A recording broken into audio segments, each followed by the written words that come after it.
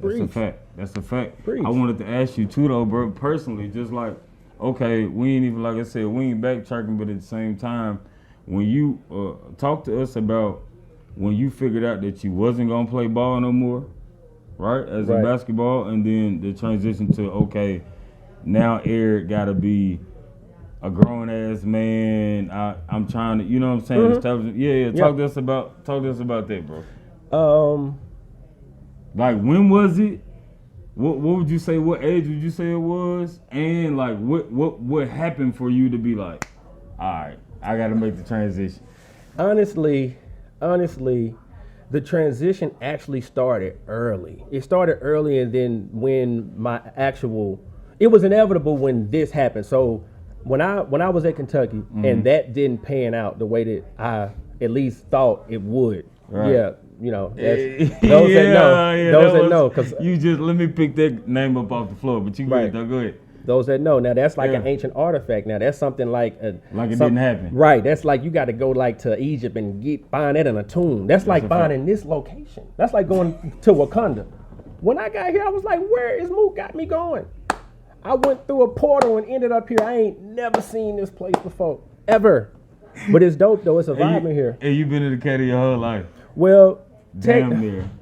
No, because I really been gone since 18, and then when I came back from 19 to 22, 23, it was sporadic. It was here and there, you know, maybe the summer, because, you know, I still was. Now to circle back, my fault. I do this sometimes. I circle and circle back, you know, so let's spin the block. So to spin back, I knew after that didn't pan out the way that it should in Kentucky. And then I got a resurgence at the junior college. Shout out to Babylon. Yeah. Forward G, what up, bro? Yeah. And you know, in that, you know, that whole scenario of me going junior college, that's a funny story. I got so many questions, E. That's a funny story. Because when because somebody, it came up in conversation not too long ago. Somebody said, "Hold on, what? When? How?" When? Right. Like, how did you end up from there to there? Right. So I ain't never told the story until then. Right. So this is like the second time I told the story. Okay, let's hear it. You know, so the Kentucky thing didn't work. Mm-hmm.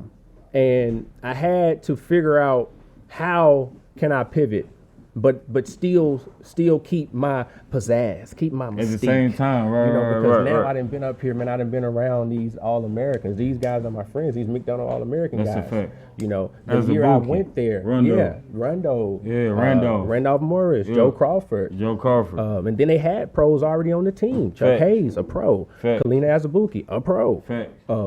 You know, then my roommate Shigari, the 7'6" guy, he ended up being a pro and being a Harlem Globetrotter. Then the 4 McDonald All-Americans, plus Ramel Bradley from IMG.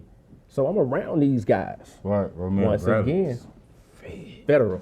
I'm around these guys, and I'm utilizing my natural skill of connection. So when you say I know a guy, that's how this started.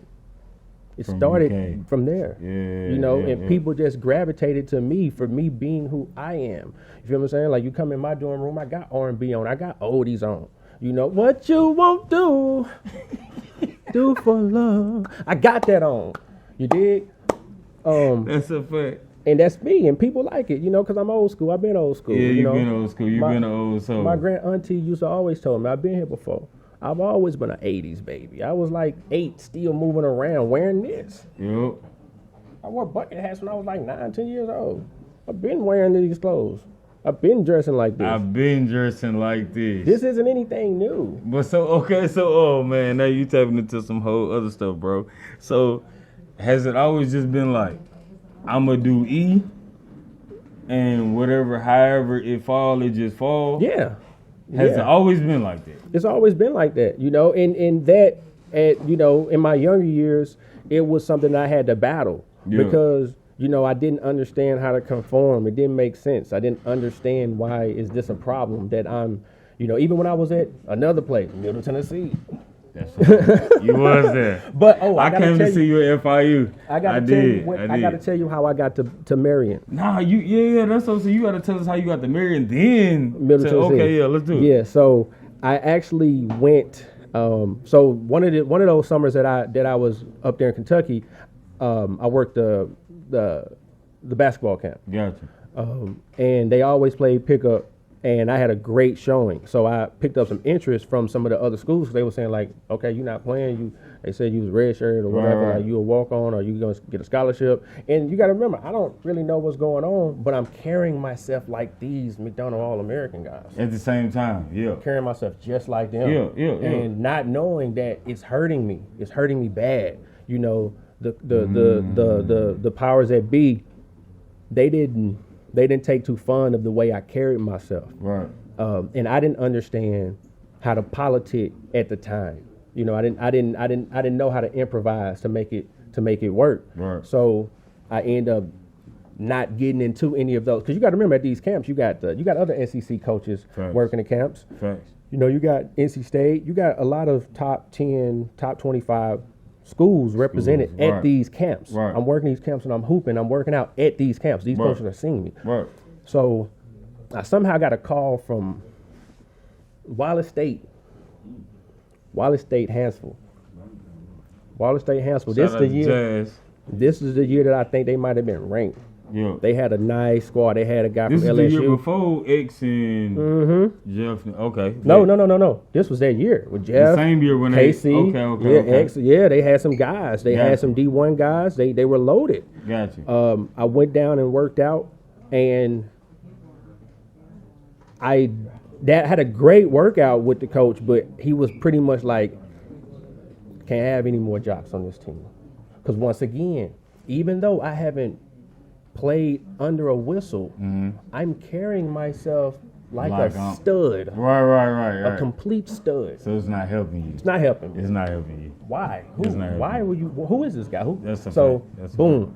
I'm at, where am I at? We're in Decatur. No, we're in Decatur. I'm in Decatur. Oh, and man, you went on a tear after your freshman year at the gym. So I'm just working out, hooping, doing that, and then I'm with Travis Kahn. Facts. Shout out to Trap. And Fab 4. Yeah, G Readers. Shout out to G, LSU. Yeah, LSU. Fab 4. Yeah. I'm with them, and he's talking to a guy named Marcus Thomas, young guy, that ends up getting a coaching job. And he was like, you're not really doing anything, so you need to come down here with us. IO's coming too. That's a IO's fact. coming Forward. as well. Shout out to Forward, Ray Keys. So I end up down there. Now even though I haven't played in 2-3 years, I'm still cream of the crop. That's a fact. I'm still cream because I'm working out with these guys, and I got a routine. I know how to work out on my own. Yep. So I'm still, one of the best in the state that year in junior college. Right. But it just wasn't seeming like anything was really going to happen from there. Middle Tennessee came, and that was more of an opportunity to kind of keep playing. Yeah. But even when I got there, because they're not who they are now. Right. I was there before. Right, like the Giddy and P-Man era. That's a fact. They wasn't as attractive. Right. And just that whole culture and the team, I bought in late. Yeah. Once again, I'm still, in my mind, I'm still a jock. So I'm carrying that energy. Do you regret that? Yeah. Mm-hmm. Because even though Middle Tennessee actually honored me at the Legends Day, they honored me maybe 6-7 years ago. Shit, congrats. Yeah, they actually honored me. I went there. I was a part of a ceremony. I was like, wow. Maybe I was a good recruit. Maybe I left a mark on somebody. Right. But I just knew okay, it's not really panning out. Then I got an opportunity to go do grad school. Yup. At Ada, Oklahoma. Yup. So I How go was there. that though? Because we ain't never really talked about your Oklahoma run. Like, how was that? I mean, I pretty much I did damage. You know, I definitely know you did. I definitely still held up. You know, like one of the probably highest scoring average that year in the conference. That's a fact. For sure. But I kind of lost the passion, you know, before I even got there. So after that, you know, I did a couple camps, and you know, there's a couple opportunities to play here, play there, go to an area where you can kind of play and see if you're good enough to get paid. Right. And it just didn't make any sense for me at that moment. And like I said, I had been gradually losing it since my time at UK.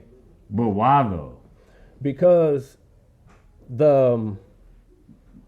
the parts of it that I didn't understand and I wasn't mature enough to understand, and I didn't have a big homie. You got to also remember that too. That's true. I'm coming from a place of being a big homie. That's true. I've always been a big homie. You have.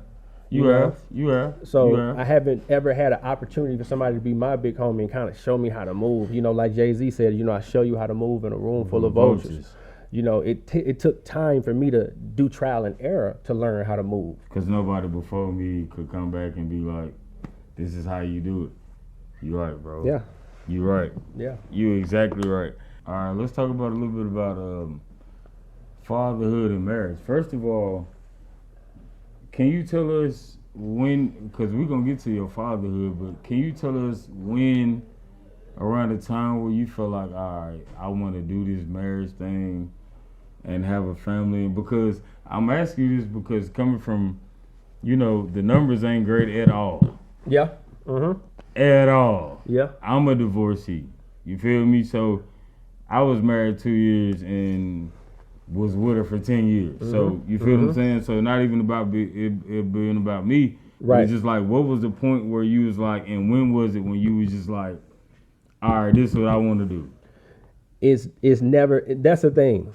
It's never a point. It's everlasting. It's always evolving. Gotcha. So it's never like, oh, I'm ready now. It's always, it's better, worse, for better, for worse. It's always, it's hurdles, it's roadblocks. Yeah. It's constant. And that's where, like, in my opinion, that's where like the love come in at. Mm-hmm. The love come in right there when it's just like, whatever it is, I'm here. Whatever it is, I'm here. You know, we're gonna just, our vibe, our connection is so strong that whatever this is, we're going to keep this. It's a magnet. Right. And I think a lot of people, not everybody, because some people have to, you know, they have to break up. But I think some people aren't ready to go through those for the worst parts. You know, like, I'm with you for the better. But not for the worst. Nah, not for the worst. It's too hard for some people. And then, you know, once that love gone, now it's like, oh, ain't no respect gone.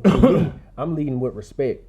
I'm going to respect first. Mm-hmm. Then I'm going to work my way up to love. Some folks just love hard first, and then they never establish respect. And they wonder why. You said somewhere. Yeah. And they wonder why things go the way it go, because they feel disrespected. Because ain't no love there. That's why you feel disrespected. You never work your way up to love. I mean, you never work your way up to respect. You just love hard first, and then right. You gotta respect first. You gotta treat it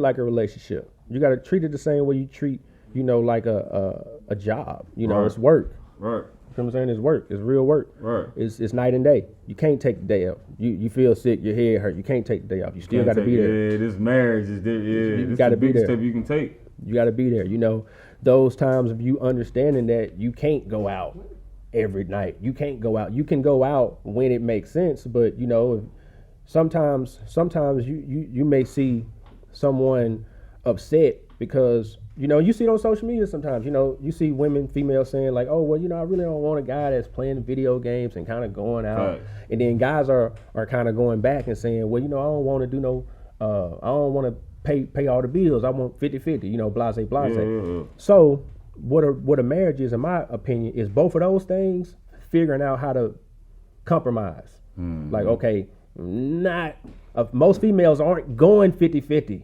unless they're not going 50-50, you know. But if you come to them with a plan and say, hey, I got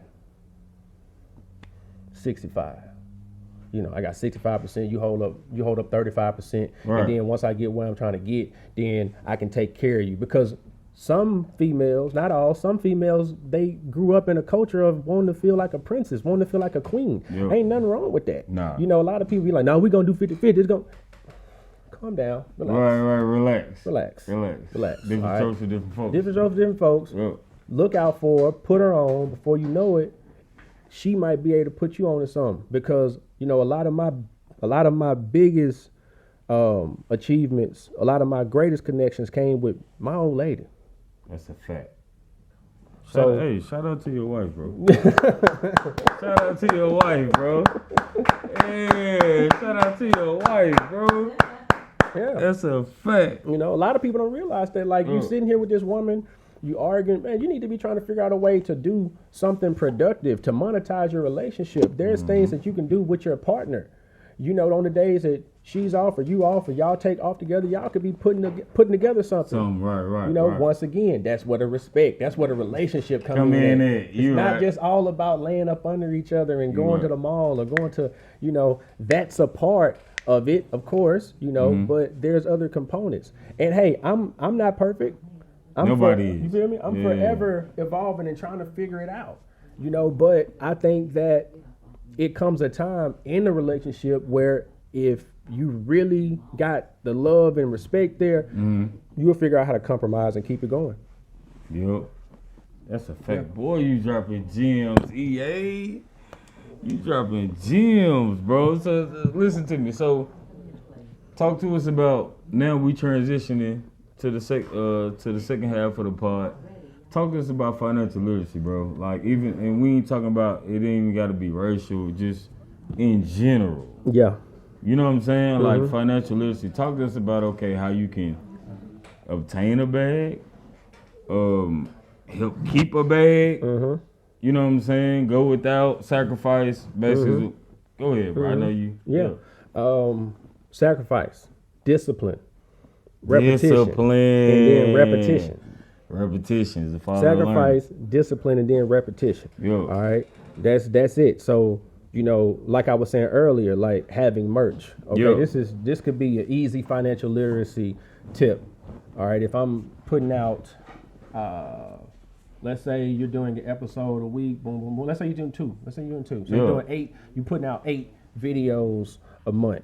All right, and look at your numbers. See how many people viewing you. All right, maybe I got 1,000 here, 500 here, 2,000 here. You look up and you got a consistent 2,000, 3,000 views. Right.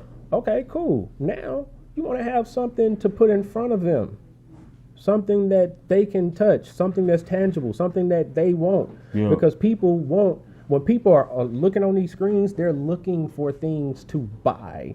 Yeah. You're scrolling, you're trying to buy something. You buying some attention, you buying product, you buying services. You're buying, it costs to be scrolling. That's a fact. That's a fact. So once again, we looking at a trend and then we're trying to make a connection. Yeah. I got some merch, all right? Like I told you, you got some shirts, all of these, so many people in here. I mean, y'all could knock out probably 100, 200 shirts. Y'all get 3, 4 crickets. You can go to Michael's, Walmart, and get a cricket for $200.